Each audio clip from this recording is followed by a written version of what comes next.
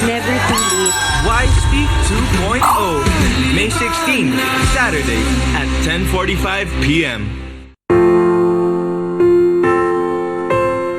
Pumanaw ka, Jesus, subalit ang bukal ng buhay ay bumalong para sa mga kaluluwa at ang karagatan ng awa ay bumugso para sa sanlibutan. O bukal ng buhay, walang hanggang awa ng Diyos, yakapin mo ang sangkatauhan at ibuhos mong ganap ang iyong sarili para sa aming lahat.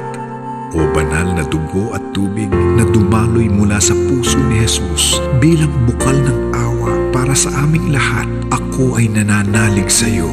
O banal na dugo at tubig na dumaloy mula sa puso ni Jesus bilang bukal ng awa para sa aming lahat, ako ay nananalig sa iyo. O banal na dugo at tubig na dumaloy mula sa puso ni Jesus bilang bukal ng awa para sa aming lahat, ako ay nananalig sa iyo. Delete ko na ba to? Sayang naman. Ng Tiger, wala pa lang to.